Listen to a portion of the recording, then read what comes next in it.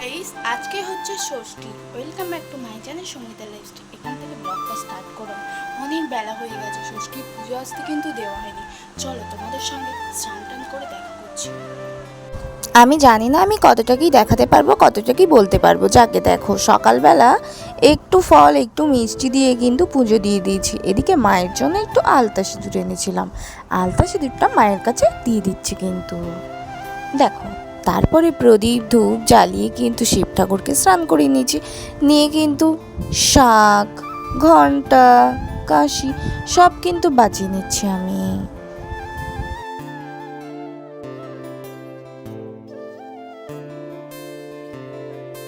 যাকে অনেক বেলা হয়ে গেছে, ফাইনালি আমার সকালের পুজো কিন্তু কমপ্লিট হলো। করে করার চেষ্টা করছি। ষষ্ঠীর পুজো অল্প একটু ফল মিষ্টি দিয়ে দিলাম, আবার ভোরবেলা দেবো কিন্তু, তাই অল্প অল্প করে দিয়ে দিলাম। যাকে পুজো তো দেওয়া হয়ে গেছে আর অনেক বেলাও হয়েছে। চলো, আজকে আমি উপোস করেছি, প্রথমেই বলে দিলাম। আর উপোসে কি কি খাবো তোমরা তো দেখবে, তাই না? চলো। এই দেখো দেখো, এদিকে মটর কিন্তু আমি ভিজিয়ে রেখেছিলাম সারা রাত।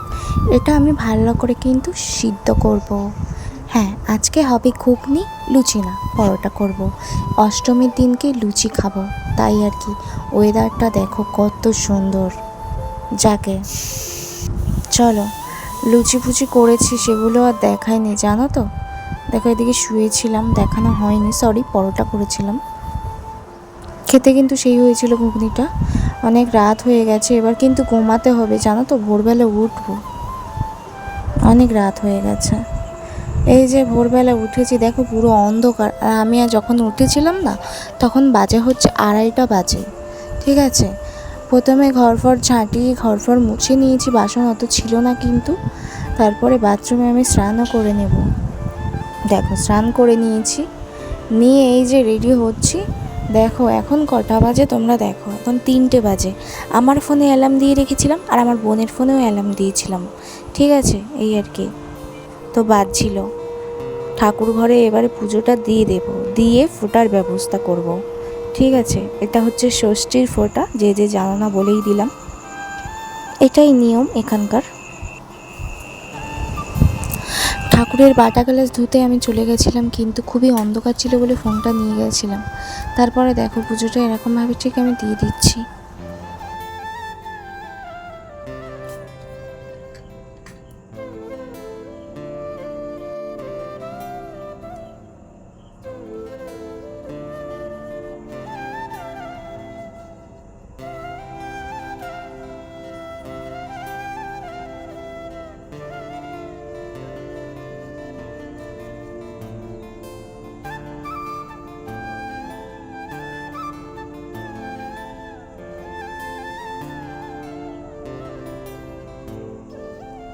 আচ্ছা বন্ধুরা, আমাকে কেমন লাগছে একটু বলো তো এই শাড়িতে।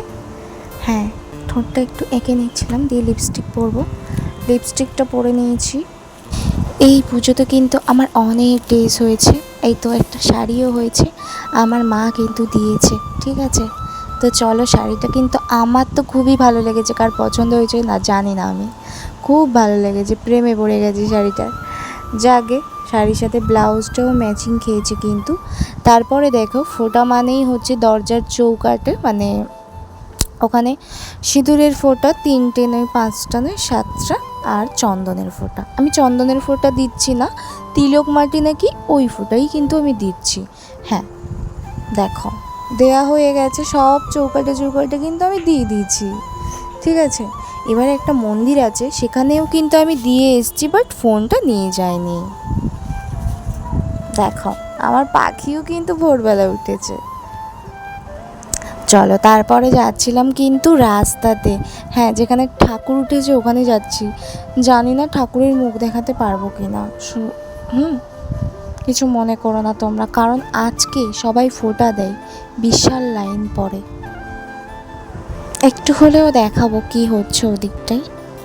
দেখো এই যে আসছি, আর এত মাইক বাজছিল তো, সব কিছু না আমি কেটে দিয়েছি। জানি না আমার চ্যানেলে কপিরাইট তবু আসবে কি না।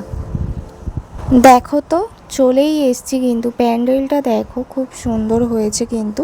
ঠাকুরের মুখ একটু ওই দিক থেকে দেখেছিলাম, কিন্তু এত লাইন পড়েছে, কিভাবে ঢুকবো বলো। ষষ্ঠীর ফোঁটা দিচ্ছে, আরে সপ্তমী তো পড়েই গেছে, অনেক অনেক শুভেচ্ছা জানাই তোমাদেরকে। অনেক আনন্দ করো পুজোতে তোমরা।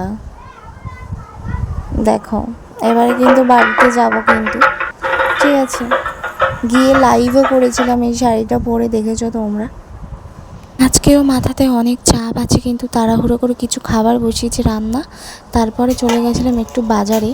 অনেক কিছু কিন্তু কিছু শপিংও করেছি, মানে বোনের জন্য, আমার জন্য, সাথে বাজারও করেছি, ঠিক আছে? অনেক বেলা হয়ে গেছে দেখো। তো এবারে হচ্ছে আজকে কি রান্না করব বলো তো? সপ্তমীর দিন আমি শুনেছি আমিষও খাওয়া যায়, তো একটু ছাল এনেছিলাম, একটু পা এনেছিলাম, তো সেটাই আমি রান্না করব কষা কষা।